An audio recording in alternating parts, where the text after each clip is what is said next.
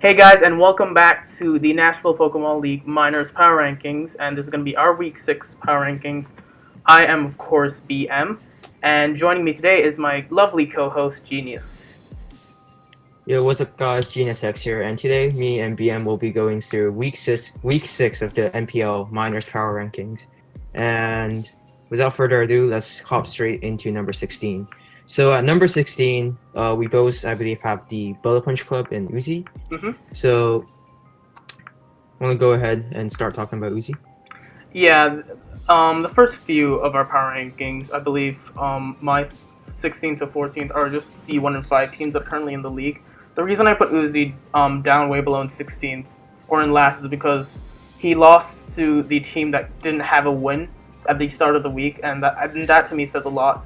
The fact, as well as he wasn't really able to check low penny. Well, he was able to check low penny, but the fact is he let his low penny checks get whittled down a lot, and he wasn't able to deal with some of the creative sets such as Coil Electros, which is a really good bring on Envy's part, but overall, it was a really poor performance from Uzi. Yeah, so as you probably remembered, past few weeks, we both had Cloud as number 16 on our power rankings, and Uzi did lose to Cloud this week.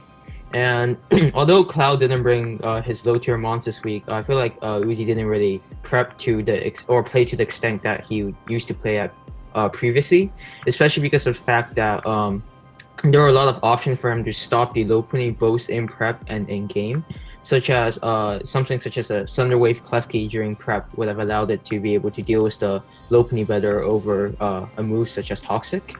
And something else to note is that he also kept on over predicting with the Cure in Black, letting Tentacle getting much more utility than it probably should have, getting rid of the hazards, I believe, and being able to do a bunch of damage to Cure in Black as well. So he also over predicted in that sense there. So overall, I feel like Uzi definitely didn't play very well with his draft, and he just got overwhelmed by by Cloud's Megalopony in the end without his checks being healthy enough. Yeah, I agree with that. That and the fact that he lost to the previously bottom of our power rankings in Cloud Envy's team means that he is going to be our number 16. But moving on to number 15, we both have the Oklahoma City Thunders now. Looking at this matchup, it was a bit unfortunate about the hacks up against Incineroar with the Aerodactyl, but in the end game, I don't think that Mio was able to really keep that Calm Mind Lottie in check. That and the fact that it was he kind of played Maul. He played Maul aggressively, but towards the mid end game, I don't feel like he utilized it the best. That as well as playing a bit too recklessly with the score, really just in general led him to this loss. Yeah, so Mio played really well early game, I believe, being able to get off a huge focus punch onto the regular Marwell on Ice side early into the game. But however, as you said, he did lose to Latios late game, the CM Latios. However, there was like no real reason that Mio should have lost to CM Latios because of the fact that it was icy winded so many times, Marvel actually outspeed, and he chose to go for a aggressive focus punch play instead of just going for the play rough and knocking it out, and that's what actually led Mio to lose to the Calm Mind Ladi. And I do believe that there wasn't really a reason to go for the risky focus punch play there because if he went for focus punch and I stayed in, then he pretty much lost, as we just saw in the game. And even if he went for the play rough and on the incoming Rotom Heat, you're still getting chipped on it for your own Rotom Frost. And I definitely felt like it wasn't the end of the world. So Mio definitely played great early game, but he kind of lost. He kind of got off track end game and didn't manage to play around the CM Ladi, as you said. Yeah, I agree. That and the fact that he let his Hypno get chipped down for no reason whatsoever when he had a Mega Mawile in the back that could easily take on all variants of the Salgor, considering the fact that I was running Hinpower Ice for the Gliscor. So that in general, just bad, I wouldn't say bad prep rather, but average prep plus bad playing, especially in the mid to end game, is what leads him at number 15. Now moving on to my number 14th and your number 13th, sorry. Is the Jersey Weaviles and Cloud Envy. Now, this is a very, very good week for Cloud Envy. He won his first match, so shout outs to him. Yeah. The one thing I will say, he was able to use Lopunny extremely well. Same with the Tentacruel. I really like the creativity from the Electros set. Um, but I really didn't understand the no stab Excadrill. I understand where he was coming from. I saw his comment. I heard his commentary rather. But with a team that has a Mega Steelix, I feel like it's kind of redundant, or it's quite detrimental for you not to have Earthquake, even if you do have Rocks in it or Sword Stance, because that means that you're just letting in something like Mega Steelix, which can really threaten your team, considering the fact that Scizor is easily checked by it. Tentacruel doesn't appreciate an Earthquake. Latias, as well as Electros, don't really appreciate Toxics coming off it. You're an Excadrill, so you're dying to Earthquake, and Lopunny isn't really the tankiest of Pokemon. But apart from that, I felt like he played this game really well. He was able to get Toxic Spikes up and pressure Uzi's team, and in the endgame, he was able to unleash the Mega Lopunny, which ultimately won him the match. Yes. Also, one thing that I want to point out is that Cloud didn't bring any of his Golem or Licky this week, so huge shout outs to him. That's what we do want to see in future weeks as well. But another thing is that, as you mentioned, he didn't bring any stab on his extra drill, and I felt like Shadow Claw was really unnecessary this game because of the fact that it and Iron Head both 3 KO the Delmise, so I don't feel like there was a reason for him to bring Shadow Claw over Iron Head when they pretty much do the same thing, except for the higher crit chance with the Shadow Claw. But Iron Head also allowed him to hit the Cure and Black and whatnot as well. And the fact that he had no EQ is pretty detrimental, as you said, as it cannot be able to hit Steelix. But overall, I feel like even though Cloud didn't really prep too well with his extra drill this game, he managed to utilize his Lopunny very well late game, weakening Uzi's Reuniclus and taking advantage of the fact that his Klefki doesn't have Thunder Wave and managed to pick up a clean sweep with Power Up Punch Lopunny in the end. So that was really good played by him in the end game this game. Yeah, I agree. Moving on to, I believe, my number 13th and your number 14th, we have Tone and his main Red Clawitzers. Now, it was a bit unfortunate for Tone that his Mimikyu got hacked out in the, I want to say, mid game. But the problem is he let Mew go down turn 1, and while Mew didn't actually have any super effective coverage for the Avalugg, it was one of his main responses to it, because if you look at his team, Mamoswine, Mimikyu, to an extent Komodo, because I'm pretty sure it ran defensive, as well as the Scolipede, they were all completely walled by the Avalugg. He really only had Mew, which again he let go down turn 1, as well as the Arcanine, which he let get Toxic. As well as the unfortunate hacks, I feel really just left him kind of stranded in this game. I don't think there was anything he could have done to win it, even with the Mimikyu not being paralyzed, because again, he had Turek had the Avalugg in the back in order to deal with it. Yeah, so looking at like Tone's team from preview, not only like in the game but during prep itself, he doesn't really have a lot of player switch-ins, with the only two being his Arcanine and the Scolipede, which aren't really switching into Water Sap from Azumarill. So he really needed to be able to check the Azumarill this game, and the fact that he opted to go for something like T-Bolt on Mew, where it would have done pitiful damage to Azumarill, instead of something like Will-O-Wisp, really surprised me, because of the fact that Azumarill was such a huge threat to his team, and burning it would have been great. And because of that, he let his Mew go down turn 1, as you said, and Azumarill was able to pretty much pick up a kill whenever it came in, such as on the Komodo, as the player off, and etc. Other than that, the Mimikyu hacks was extremely unfortunate, although I feel like with the lead that Turk had at this point, he still would have comfortably won the game with mons such as the Avalugg. And his Sun DT also ended up getting revenged by the bad mammal after that anyway, so I don't think it really would have impacted the game that much. Other than that, there wasn't really anything else I can really say. His Scolipede got walled by the Avalugg, so ultimately it just came down to the fact that if he could check the Azumarill well enough and be able to utilize his Mew well enough, because his Mew was really his only prime Starbreaker on this team, with moves such as Taunt and Softboil being able to break past stuff such as Avalugg for his Mammal and his Scolipede to win. So I feel like overall it wasn't a very good prep by Tone this game, and that's what lost him the game to Turk. So at number 12, I believe we both have Keegan and his Olympic Flygons. So Keegan fought Keegan for Jake this week, I believe, and the Tech Pro keys. So a few things to consider this game. Looking at matchup is the fact that his Zygarde has a really good chance to sweep after he weakens the Dusclops and the Togekiss, but he does really need to look out for the Sash Jam. Something like Gengar also looks really, really good here was Jake's only Ghost immunity being the Kangaskhan. So I feel like this was definitely a matchup that Keegan would have appreciated.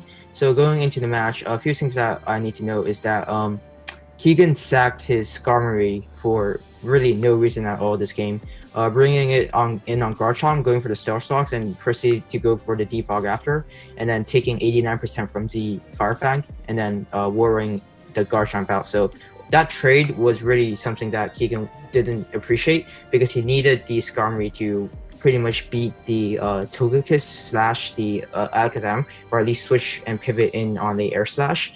And he really didn't appreciate it being weakened, especially with the fact that Garchomp left that exchange at full. And the set of Rocks Defog was something that I really didn't feel like was necessary this game.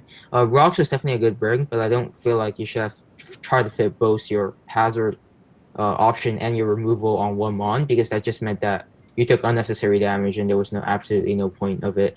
Other than that, he definitely played his cards well. However, he didn't really prep for the Dusclops extremely well, being able to ward his Entei, and he didn't really capitalize on it either by doing doubles such as Gengar, and Jake was able to play around the Gengar extremely well by going into the Kangaskhan on the Shadow Ball and the Salazzle on the Will-O-Wisp, etc.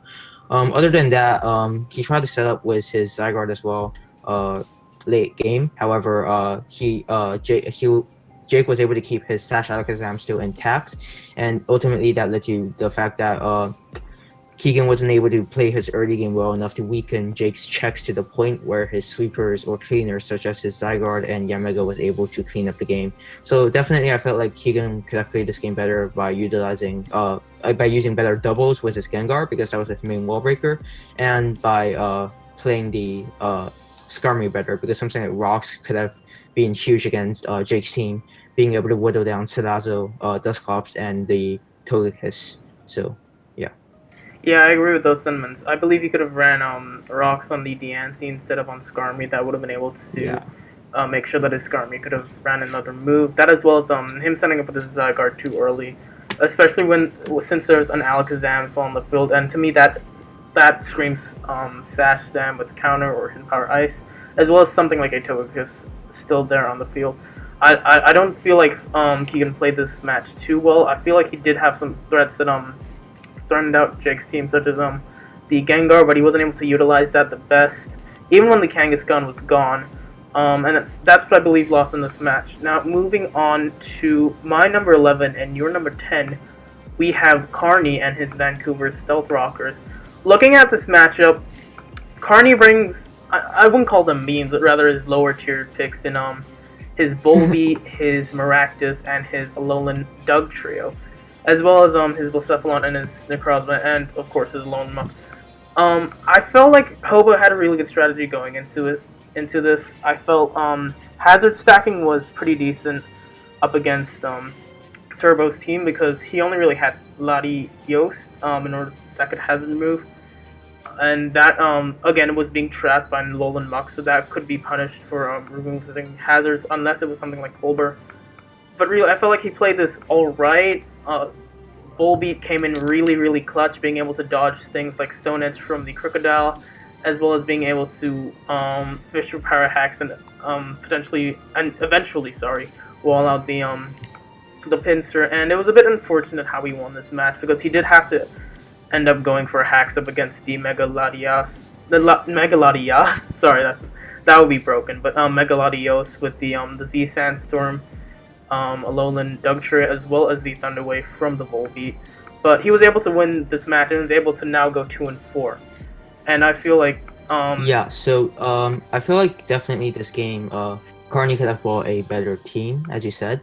Even though hazard stacking was a really, really nice option, he had other hazard stacking mons such as Ferrothorn which I felt like would have fared much better in this matchup, being able to help vs the Ladi and potentially even the Crocodile. And the only really low tier mon that I would agree for Carney to bring was the Volbeat.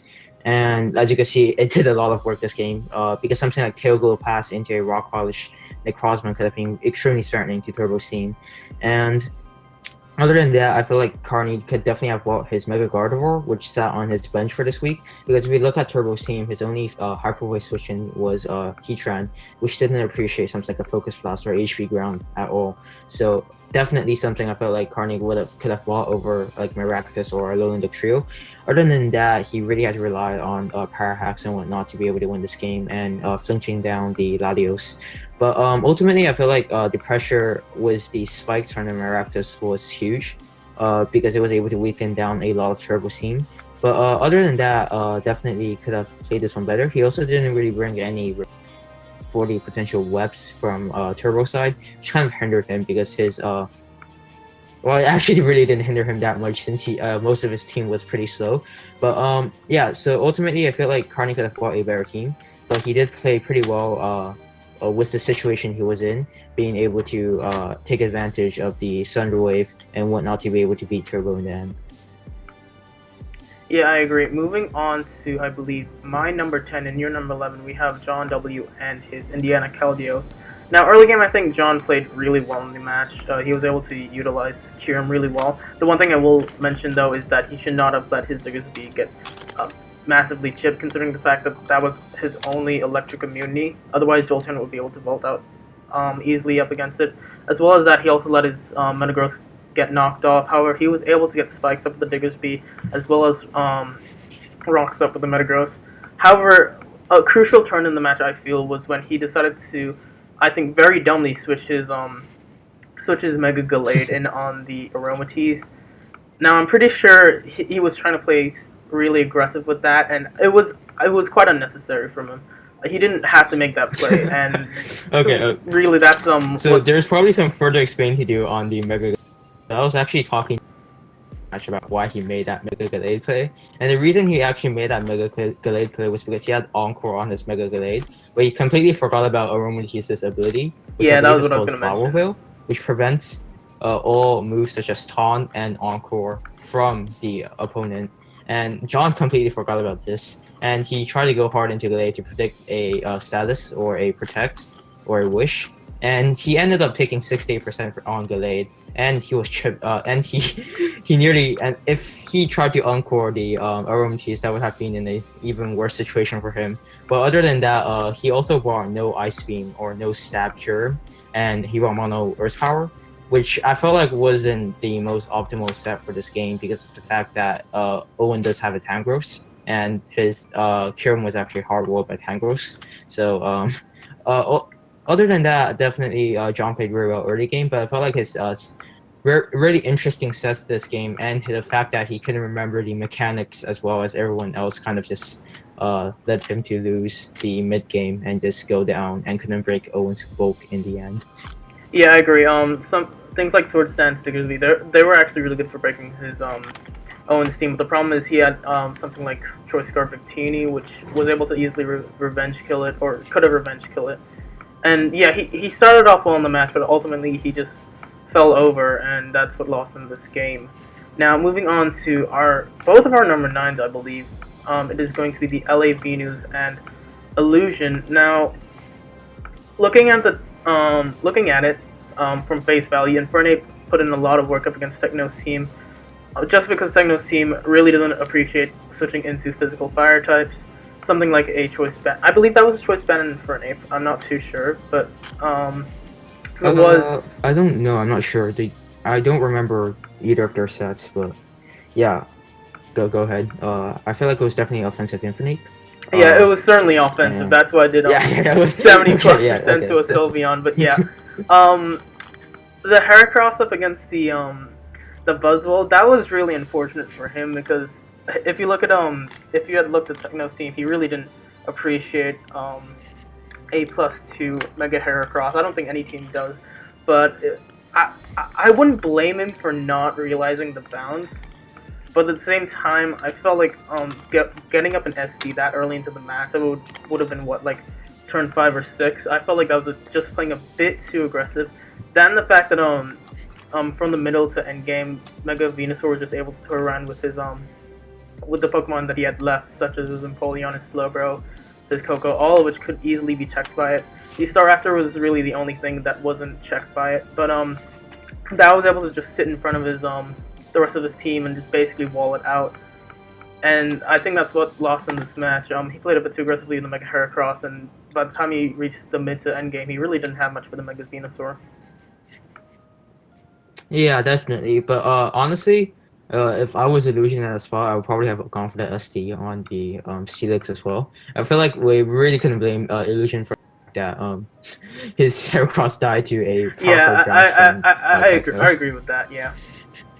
Yeah, and I feel like some of the main, like, not necessarily misplays, but a few like plays that I feel like could have been adjusted was maybe like not staying in on the Zapdos turn 1 with the Infernape, because let's say even if Techno was a defensive Zapdos instead of Scarf, Flurbius wouldn't have been able to do much to Zapdos anyways, and he really didn't need the Zapdos weaken for a lot of stuff on his team, because the Staraptor was still going to be walled by the Steelix either way, and the Zapdos can roost, if he was defensive, can roost up on Empoleon or Slowbro later in the game. So I feel like pivoting out to something like Tapu Koko would have been better, although I do understand not making that play because he didn't want to give a free switch into the Steelix, but definitely the offensive presence of Infernape was pretty important, I believe, and he probably could have saved it for late game instead of just leading off with it.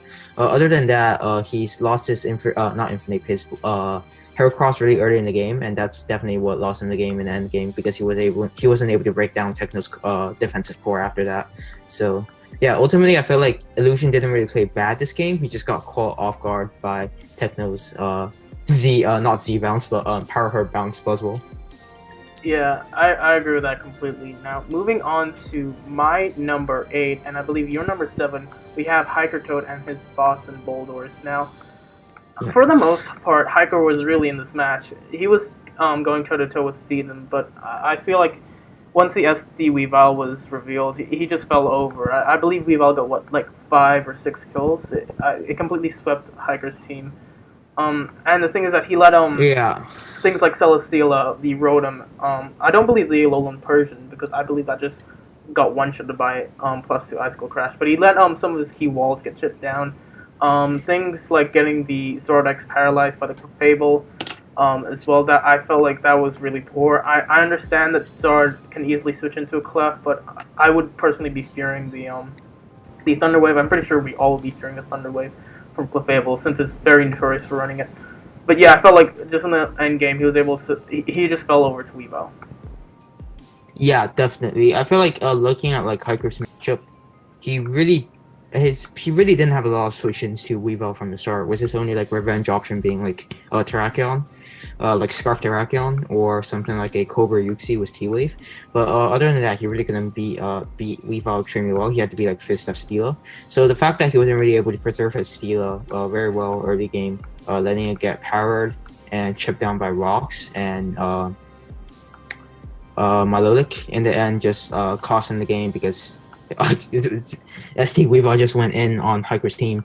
Something else I feel like that could have been a like cool bring was maybe like Scarf Persian was like Power Gem, I guess, or HP fighting. Or potentially even Foul Play, because I'm not sure how much it'll do to +2 Weavile, but it should do quite a lot to it. I'm assuming. Yeah, definitely. Yeah. And so either way, Hiker just really couldn't find a way to deal with Weavile in his prep this game, and I felt like he definitely could have gone for the more creative route of prepping, because we all know Hiker is the most bland person out there. He definitely could have gone a more creative way of prepping to be able to deal with the Weavile. So ultimately, I feel like his prep is what cost him the game. He really didn't play too bad. He just got 6-0'd by Weavile from preview after he let his Celesteela get weakened. Yeah, I agree with that. Now moving on to your number 8 and my number 7, we have Jake and his Virginia Tech Froakies. Now, I really like the Dusk Cloud Spring here, because I felt like it was a really good Gloomon for his team, being able to switch into the Entei, potentially take on the Diancie, as well as potentially even a Zygarde. I felt like the Swords Dance guard jump, while it was pretty obvious, he was up against Keegan's team. He was able to use that tech with the SD Firium Z. That as well as I don't think he played the Mega Kang the best in this match, but considering he had other things to deal with Keegan's team, such as Dusclops being able to chip down his team, Salazzle being able to pressure Keegan's team a lot as well, and even the Garchomp being able to act as a very good bulky offensive Pokemon. I felt like that's what won him the match. That as well as his good prep, bringing the likes of the Sash Zam in order to basically 1v1 the Zygarde in that situation. Was really good on his part. The one thing I will criticize though is him going for the differential towards the end game. I understand the differential is important, but if differential can risk you losing the match, then it's never worth it to go for differential if it can lose you the match. Only if you 100% guaranteed have won this match, then I only think saving differential is the way you should go. But yeah, just good prep and pretty good battling from Jake's part.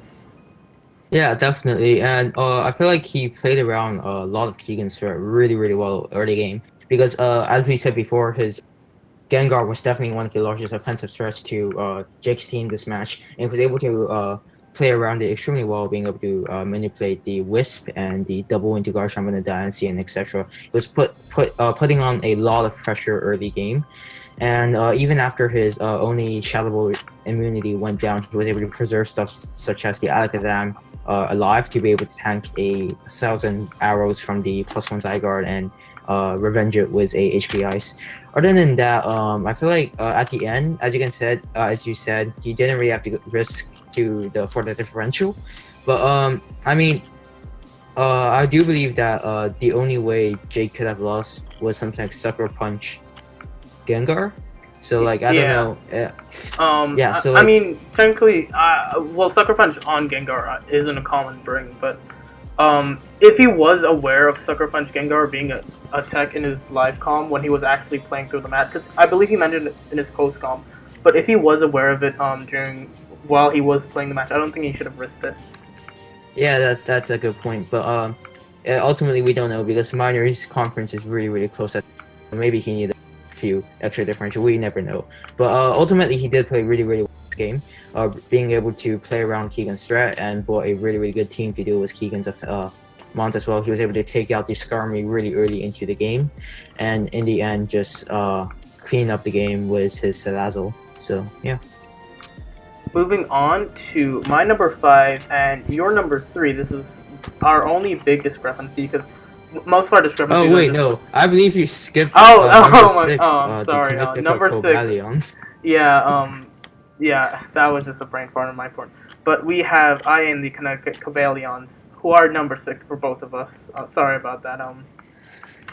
But anyways, looking at the matchup, Carmine Latias just went in on Mio's team, really. I don't think he played the Aerodactyl amazingly in the early game. However, he was able to trade it off for the Incineroar, which really helped up against. It really helped Carmine Lati because it was able to. It didn't have to worry about a Dark type hitting with a super effective stab, as well as even just getting it chipped by getting it around about 50%. Even if Mio switched out the Incineroar, that meant that it would have been chipped enough to the point where Carmine Latia +1 would have been able to kill with Surf. That as well as using Aselgor really well. Even though Mio didn't play around it too well, he was able to utilize it, get the Gliscor chipped down fairly decently, get the Hypno chipped down fairly decently as well. That as well as utilizing the Rotom really well, I felt is what won him this match. Just basically the Carmine Lati. Yeah, so definitely, as you said, he used this really well mid-game. He was able to weaken the Hypno, which was one of the Mio's main counters to Carmine Lati, because of the fact that it can Wish Stall. And he was able to chip down the Gliscor with HPS as well, and get up another layer of spikes, which meant that Marwell and what's it called again? Keldeo was even more weakened. And in the end, he was able to just capitalize on Mio's aggressive play and he was able to use Calm Mind Ladi to win the game. Because I do see I as a very well intelligent player. He doesn't play risky, and he only plays risky when he has to. So he didn't really have to risk the Ladios, and because of Mio's one little misplay, he was able to capitalize on that and just sweep Mio's rest of the team with Calm Mind Ladia. So overall, a very textbook play, very textbook play style by I, and he just played this game pretty perfectly in the end game, I believe. In the early game, he definitely struggled a bit with some powers and on his Aerodactyl, which kind of tilted him a little bit, and the fact that he was caught by a focus punch from the Mega Mawile onto his regular Mawile. However, after he went into a Selgor and started getting momentum, he just really started to pick up the pace and was able to capitalize on Mio's misplays and just win the game with Calm Mind Ladi. Yeah, I agree with that. Now moving on to my number 5 and your number 3. Again, sorry for that, IA, but yeah, number 5 we have. Number 5 I have the Phoenix Midnights. I believe you have them at number 3. Looking at the match, I felt like he just Volbeat kind of just walled half of his team, and whatever it didn't wall, being mainly the Heatran and to an extent the Lapras, even though that was physical as well. He just didn't really deal with the Volbeat too well. He was able to get up webs, which is beneficiary for him, considering the fact it slowed down the Alolan Dugtrio as well as the Blacephalon, but he wasn't really able to capitalize with it, and again, just Volbeat kind of 6-0'd him. There's nothing really to say after that. Yeah, so definitely early into the game, he let he got up webs with Slurpuff, but in the exchange of rocks and 2 layers of spike on his side of the field, which was huge because if you look at Turbo's team, almost everything on his team is grounded except for the Latios, and yeah, which was huge. So other than that, he also sacked off his Pinsir to the Volbeat in the game. So Pinsir really didn't do much this game at all, if not anything. And after that, he wasn't really able to pick up the momentum once again because he kept on just trading sacks with Carney. But ultimately, he was able to utilize his Latios really well in the game with the Dragon Dance set. But ultimately, it didn't really beat the Power Flinch from Carney in the end. So yeah, so ultimately I felt like Turbo could have definitely played this one better, but he definitely had a good chance to win with the DD Ladi, but unfortunate that the yellow color and the Serene Grace Alolan Duck trio couldn't go his way. So yeah, he played this one well, or he played this one pretty mediocre in the early game, but he definitely had a good chance to win, and he wasn't really rewarded by the game. Yeah, I agree completely with that. It was a bit unfortunate that he did get paralyzed in the end game, but hey, that's Pokemon. Like you can't really do anything about that. So moving on to your number 5 and my number 4, we have the Leinster Latias and Owen. Now Owen, I think he played this one really well. Again, his spat was really what was able to win in this match, I feel. Being able to use the Aromatisse to 1v1 the Kyurem, as well as getting a Toxic off on the Diggersby, which was very crucial. He did get a bit hazard stacked in the early game, however, he was able to play around that. And ultimately, he was able to use while Victini didn't really pressure, not really pressure, but in a sense, it didn't threaten John's team too well. It was threatening enough to the point where I was able to potentially revenge kill things like the Diggersby, as well as some of his other stall breakers, like say for example the Kyurem, as well as the Tornadus. And I felt like he played around the Gallade really well by going for the Moonblast. Like there's really nothing again I can say about that play. I felt like he was just a bit lucky about that, but yeah, I felt like overall it's a really good one. Definitely in this game, like the main game was to shut down John's main wall breakers, which was the Kyurem, Torrenti, Gallade, and Diggersby, and he managed to shut down the Kyurem really well with a prep by using Shuka Lucario, and he was able to shut down the Torrenti as well, and getting off huge ship on Gallade capitalizing on John's misplay. So in the end, I feel like he just had pretty dominance over John for the most part of the game after John switched in his Gallade on the Roman keys, and especially because of the fact that Victini did actually apply a lot of pressure to John's team as well, and ultimately his fat just ended up walling John after his Cure, and Diggersby and Gallade went down. Nothing other than that. A really well played game with a team that he probably really likes using as well. Yeah, I agree with those sentiments. His power was able to prevail through once he was able to beat down all of John's stall breakers. Moving on to my number 3 and your number 4, we have Lord Zedon and the Tulsa Excadrilles. Now, I felt like Zedon, he had the match with the Weavile, I'd say 100%, but he was able to do what he needed to do in order to win with the Weavile. He was able to paralyze the Zard X. He was able to chip it down really well. He was able to get paras on the Celesteela, as well as chip down the Rotom, which is really good, as well as weaken the Uxie if that was a Colbur Berry set, but I don't believe it was.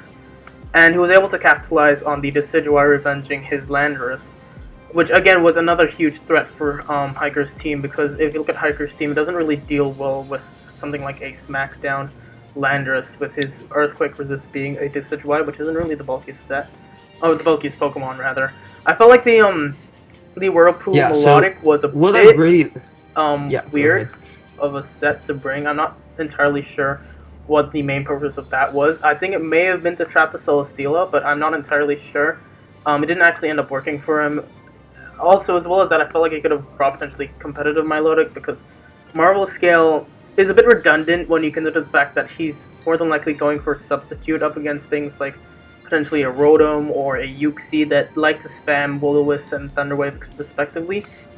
So I feel like he could have brought that, but mainly his prep and as well as his play, he was able to chip down Hiker's team to the point where, again, SD Weavile just came in and swept Hiker's team. Yeah, definitely. I feel like what really just won Zedon this game was his really good playing abilities of seeing into like the end game, like looking like a few turns ahead, knowing that Weavile was his dominant win con, and he was able to get up. His main way of winning this game was Weavile, and he realized that he needed to chip down the Celesteela and the Rotom for it to be able to win. So, and he did that really well, being able to set up Rocks turn 2, I believe, which would have greatly weakened the Celesteela. And his Milotic was a really cool set as well, because Whirlwind allowed it to get constant chip on Hiker's main solutions being Rotom and Celesteela, and this Decidueye if it was Colbur. So ultimately, his team was just set up on being able to chip down Hiker's main checks to Weavile, and then just sweeping with Weavile in the end. He was also able to set up Weavile on a Zard Sack, which was really nice, because that meant that he had a lot of life orb hits. And in the end, he just managed to play the game really well, getting up Rock to chip the Celesteela and using his Milotic Whirlpool set to be able to chip the Rotom, and just have a Weavile sweep in the game in the end. So ultimately, it just came down to the fact that he had good matchup with Weavile before the match, and he was able to capitalize on that by looking far into the game, knowing that he needs Rocks up and chip on Celesteela for the Weavile to win, and he established just that and picked up the clean 5-0 win over Boston Bulldogs and Hiker Toad. Yeah, now moving on to our top 2. I believe we both have this switched around. So we'll cover the Pantherians first and Techno's team. Now, again... Yeah, so I believe you have Pantherians at number 2 and I have them at number 1. So what really sold me this match vs Illusion was the fact that he was able to shut down all of Illusion's offensive percents.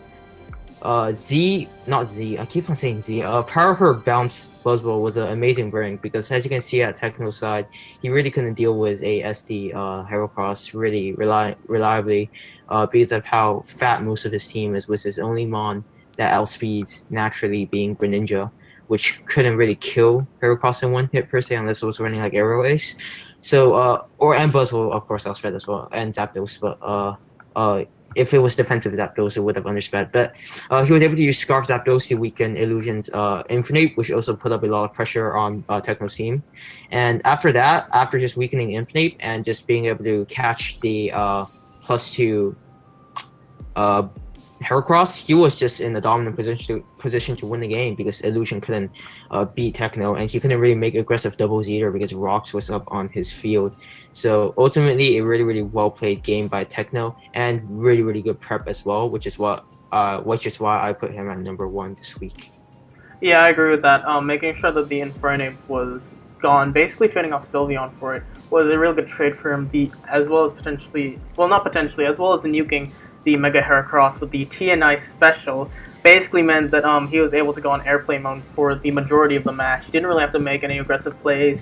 He had his fat in Mega Venusaur and Steelix, as well as his other offensive mons such as Zapdos and Greninja in order to beat Illusion's team. And really his early game set him up extremely well for the end game, and I felt like that's what won the match, and I felt like that's what puts him in the top two. That, as well as his differential being one of the 2-5-1 teams in the league right now, really helps him out.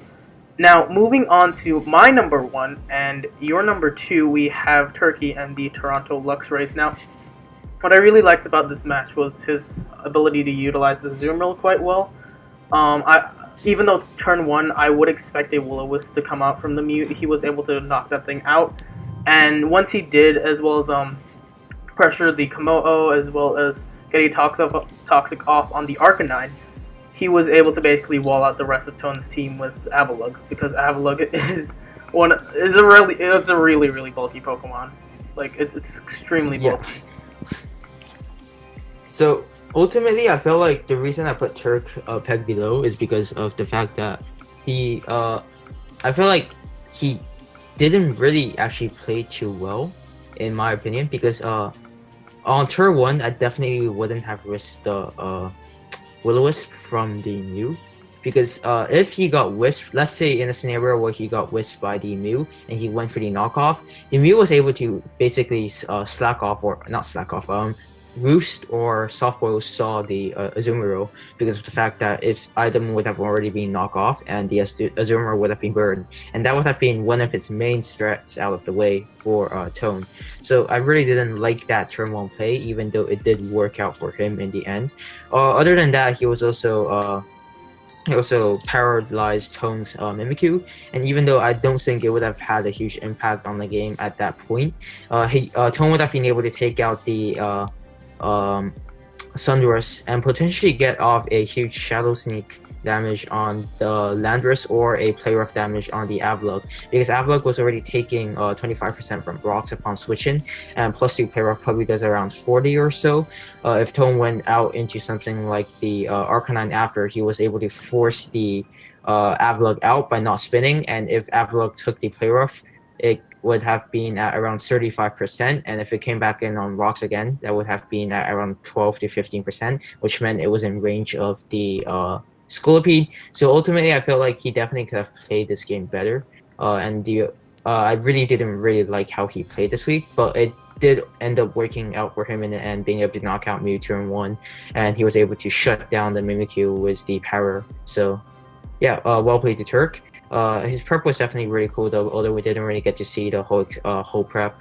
Avalugg basically just cleaned up the game because he was able to get rid of the Rocks, and that pretty much meant that he had no pressure on his side of the field, and his Azumarill was able to get a kill every time it came in on the Arcanine.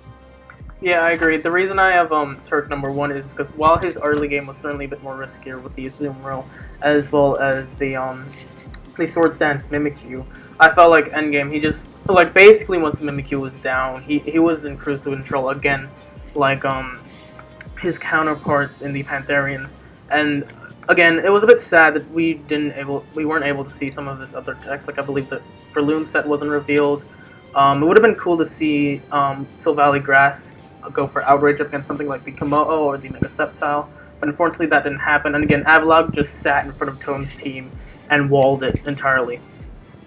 Yeah, because like Avlog was a huge like nuisance to Tone's team, especially after his only way to deal with it was Mew and Canine. So being able to kill off Mew turn 1 was huge for Turk. And even though if let's say the Mimikyu didn't get paralyzed, his Avlog probably wouldn't have been too healthy that late into the game. He did manage to utilize the power really well and just had Avlog manage to clean up Tone's team in the end. Yeah, I agree. That as well as his Landorus incarnates. He's been able to use Landoi really diversely. I believe he's already brought Defog. Don't quote me on that, but he's already brought physical, special. I think he's brought Roxodon at least once. I think he's brought Defog on it once as well as potentially even U-turn. So he's utilizing Landoi really well and not just pigeonholing it into something like a Calm Mind 3 attacks variant or a Rock Polish 3 attacks or even 4 attacks special. And I think that's really good on his part. But that will so that should draw a conclusion to our Week 6 power rankings for the NPL minors. Be sure to check out all the NPL minors as well as major coaches in the description. All the analysts should be linked in there as well, including yours truly. Both I and Genius's channels should be in there. Yep. Be sure to check out the fan Definitely documents. be sure to check out all of the coaches as said. And if you're not in the NPL, be sure to check that out as well because you're able to interact with all your favorite coaches from the NPL there, both majors and minors, and be able to participate in the fan picksums as well. So if you're not in it, be sure to check it out. Like, share, and subscribe this video. And yeah, that's really all we have to say. Bye now.